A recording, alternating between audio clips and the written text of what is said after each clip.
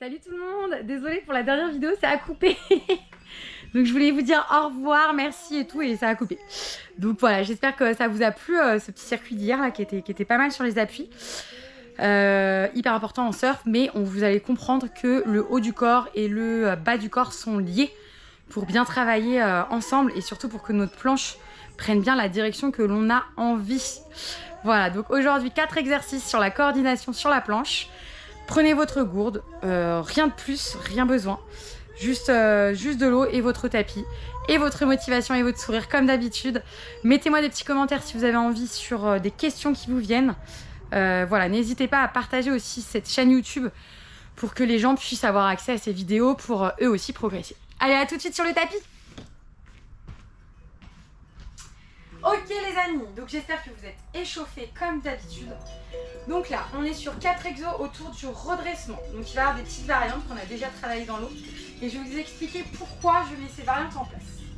Donc le premier déjà, on va faire un redressement à l'envers. Donc en gros, vous êtes debout, vous avez vos pieds sur les marques. Et vous allez faire comme si vous retourniez sur votre planche.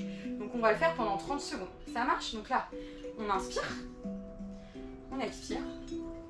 Et on se remet par terre. Et on remonte en take-off. 1. Redescend.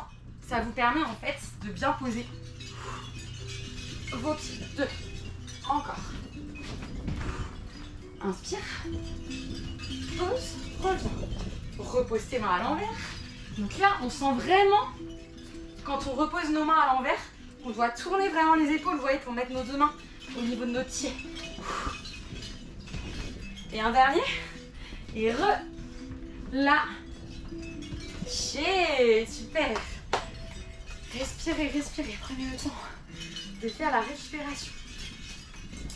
Donc là, c'était vraiment pour que vous compreniez votre rotation. Le deuxième, on est sur take-off, fléchi, touche devant. 1, 2. Pourquoi celui-là? 3. Parce que c'est vous qui gérez votre planche de surf. D'accord? C'est pas elle qui vous gère.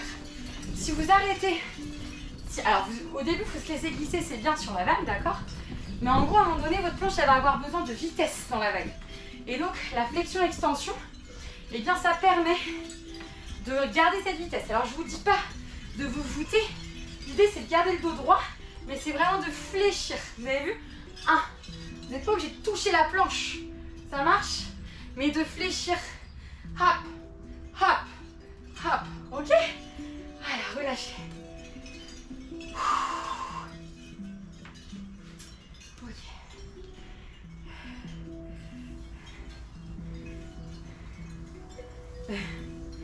Ok, troisième exo. On est en mode flexion-extension. Donc vous allez comprendre. Là, c'était de la flexion-extension, mais là, on va vraiment plus explorer. Regardez, je vous montre. Je fléchis. Donc je mets le haut du corps vers le sol. Je regarde le sol, mais l'idée c'est justement pas de regarder parce que si je regarde là, je tombe. Je dois déjà regarder là-bas, dans la direction où je veux aller. Rappelez-vous, donc généralement vous allez vous mettre plus face à la vague parce que ça va être plus simple. Je fléchis, j'inspire. J'expire, je tourne. Donc il y a une rotation du bassin. Fléchis, tourne. Fléchis, tourne. Fléchis, tourne. Fléchis, tourne, fléchis. Donc en fait on est sur l'extension horizontale. Et 3, 2, 1, relâche. Super. Je sais plus ce que j'ai mis ensuite. Ah, il va. Ok. Donc là ensuite on va faire comme si on était donc face à la vague. D'accord? Moi ma vague elle est comme ça. Je suis déjà dans la ligne. Ok? Donc là en fait on va se servir de la hauteur de la vague. L'idée c'est d'aller mettre la planche en haut de la vague, puis la planche en bas de la vague. Haut, bas, haut, bas. C'est parti. Inspire. Ok. Haut, bas, haut, bas. 3, 4, 5, 6, 7.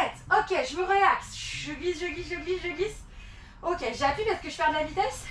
J'appuie et je fais des petits virages. J'ondule. Et 3, 2, 1, hop là. Et je suis sortie de la vague. Ok. J'espère que ça va pour vous. Ok. Donc ça, c'est des choses qu'on voit une fois qu'on est vraiment dans la direction de la vague pour la garder en fait loin.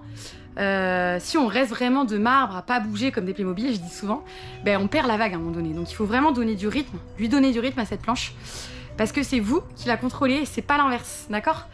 Donc au début, on a tendance à se laisser aller, mais c'est bien pour avoir les sensations, pour sentir un peu ce qui se passe. Mais après, il faut vraiment la gérer.